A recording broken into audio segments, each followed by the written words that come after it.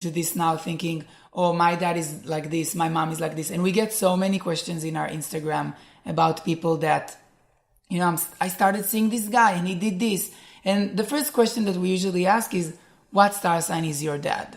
Oh, well, that's not my first question. Mine's what's their bank account details. Yes, That's don't waste time. But it is worth checking your sibling signs, your parent signs. And as I said before, if you want to learn a little bit about your relationship with your siblings, go to the 3rd house, see what's there. If you want to learn about your father, go to the 4th house and see what's there. And to your mother, go to the 10th house. Oh my gosh. So we just spoke about Lauren and Lauren's mom and dad, the Aries and the Cancerians. Karen, do you want to share like your star signs of your parents? Yeah. What are they? So I think my mum's a Cancerian. Oh, another one. Yeah, and my grandmother's also a Cancerian. And they're also a big psycho. And not psycho, I think special and different. And my father is a Libran. Ooh. So there seems to be a lot of men in my life that have popped up that have been Librans. And so, I'm just playing that out, just seeing how that rolls. Yeah, and I've got a Capricorn sister and a Pisces brother. So that's the mix. Okay, We're all very weird. No fire in the house. No fire in the house, you're right. Interesting. Really? Well, as everyone here knows, my dad is an Aquarius. And I am trying to recover from that as we speak. He's in recovery. I'm still trying to figure out if he's actually my dad or like if he sees me as his son. I don't know. He's probably thinking the same. I know. Did you see my son? To the podcast? I know for a fact he doesn't listen to the podcast. I don't think he knows I have a podcast. Most of our conversation is just like him asking me repetitively how I am. And like I have nothing to say. But then when days that he's really emotional, he says like bye a few times, not just once. It's like his way, how some people will end the conversation saying like, bye, love you or something. So my dad just like goes, bye, bye, bye, bye, bye, like a few times. That's like emotions through the word bye. But that's an Aquarius dad guy. I learned to live with that and also to seek that in my partners as we do. Right. I think there is always a dad link. Like I have such a great relationship with my dad, even though he's like the guilt master. But I have this thing that I think so many men will never live up to him because he's always made me feel like like the apple of his eye. He's always been very just attentive to me emotionally and like just really caring ever since I was a little girl. And yeah, I think that even that can be troublesome in itself, Well, I feel the way you talk about your dad is like when skinny people talk about like their problem being skinny, and like I can't relate. Like I can't relate. And, That's true. Like, no man will ever match. People complaining about like, oh, my dad was so loving to me, and like it's also like I'm so fat. I gained like 10 grams, and like I feel so bloated. I'm like, I'm happy for you, but also I hate you. But you are that person. Well, I am. I have been working on my body and my like you work on body love and I work on body change and transformation. Wow. I can't tackle all the issues in my life with love. Fair enough. I'm an Aries. I have to tackle it with hate and war, body war. Yeah, Mars is ruling me. I need to go head first Can I say something? Ty and I do yoga together sometimes, and that is not true. You know how to give yourself body love. He goes into child's pose sometimes. I know. When he really needs to. And the Aries/Virgo in you it's true. Could really fight through that. You know what? It's good. Good point, Lozzie. You've been paying attention. Last episode, we talked about patting ourselves on the back when we deserve, and I am going to child pose quite a lot lately. And even the teachers go like, I really commend everyone who chose to go to child's pose and not trying to push themselves today. And then I immediately feel like I shouldn't have done it. Or they say to me on the way out, make sure your husband's okay. Okay, because Lauren as a Leo, she can't just have one romantic partner. As she said, she has everyone that she knows is in a relationship with her. But she tells the yoga teachers that I'm her gay husband. and that her partner is her actual husband. And one of them... Boyfriend. A boyfriend. I'm your gay husband. Don't marry me off.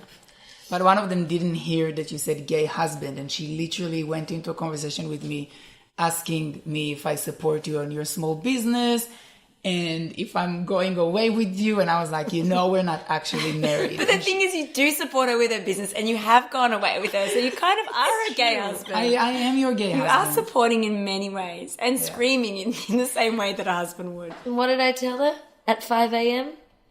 He's the husband that gets me out of bed. And the other one gets me into bed.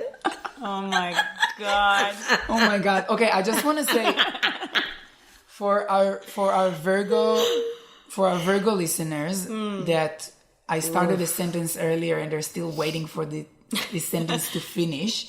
I was about to ask you about your Weight Watchers story, because as a Leo, people include you in their narrative. Do you mind telling it, just so these people can their anxiety attack could stop when you finish your story? Yeah, can you imagine how frustrating it is for my therapist to get through one story with me? Because I just go into everything else. Anyway, I'll tell the Weight Watchers story. Basically, I did Weight Watchers for 3 weeks. I lost about 3 kilos. Pretty happy with that. And this woman, it's me and the 60-something-year-old women. That's the minimum age, I'd say. And I'm 31.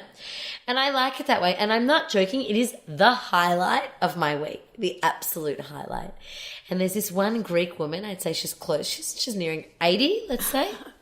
And she just gestured to me to come over, and I sit next to her and we have a bit of a chat. And she looks at me and she goes, "You like the sweets?" I'm like, "Yeah, I like sweets." She goes, Sure do. "I love the sweets." And I'm like, "Oh, great. Yeah, I really like the sweets." And then the meeting started and the woman starts lecturing, and she really was plugging me in because she was talking about how her father died in the Vietnam War, and then she started eating and now she weighs herself every morning, and it actually sounded very intense to me. But anyway, this woman, this beautiful Greek woman, puts up her hand and goes, yes, darling, but my problem is I love the sweets. And then she points to me and she goes, and she like the sweets too. And I just looked around and I thought, how am I the only 31-year-old person in this room, and I'm getting singled out as the person that has an addiction to sweets? And why does everyone have to know my business all the time? And I felt shy. I felt actually shy. And Leos can feel shy as well. Yeah, Leos can feel shy. But as you said yourself, and I think in astrology it's all about balancing 2 extreme points. Yeah, Definitely. I feel like I'm stepping into my power as a Leo, not shying away from it. Well, I feel like as a Leo, you're constantly stepping into your power. And talking Not about in it. a bad way. Yeah. Karen, you had a story about a Leo Another stepping Leo. into their power. Yeah, so one classic Leo comment that I heard not too long ago was from a friend of mine. She was looking at some Polaroid pictures from her recent wild party that she threw, where she was wearing like a full bodysuit, very sexy stuff. And she was looking at a Polaroid photo of herself, and she pointed to it and she goes, "Oh, that is my spirit animal." I'm like, "What? Like, what's your spirit animal?" She goes, "That." And she's pointing to herself. I'm like, "What, yourself is your spirit animal?" She's like, "Yeah, whatever that is." I was just like, that is typical Leo. Like, you are your own spirit animal. You are your own best version of yourself. But can we just say that that's a Leo like me would never say that? I would never think that or feel that. Yes, but That's fact not the that way you had Leo to, manifests. You are that wearing- you had to interject and say that that's not what you would do as a Leo is very Leo. And you are wearing a why? leopard. You are wearing a leopard leggings. Leopard's in at the moment, babe. They are in. Did you catch the memo? So we tried to do an episode about family, but we ended up talking about Leos for 90% of the time. But we still hope that you learned something from it and enjoyed it. And if anything, maybe just a reminder to check your family's star signs and see what's up there. There's also some calculator online that can calculate your relationship with your family based on your star signs. Maybe check it out. We really hope you enjoyed this episode, and we want to thank our beautiful, beautiful guest, Lauren Glezer. You can look her up on all the social medias. She has like 100 Instagram accounts. She does. Thanks, guys. Can I just give a message to the Leos out there? Yeah, please do. closer.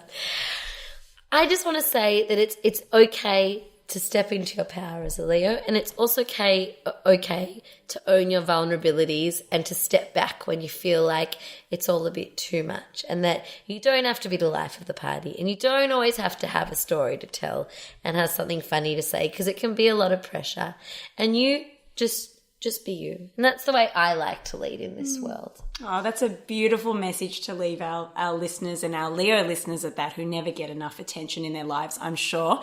Thanks again, everyone, for tuning into Astrology Roast. Thank you, Lauren and Itai, and we'll see you next week for another episode. Thanks, guys.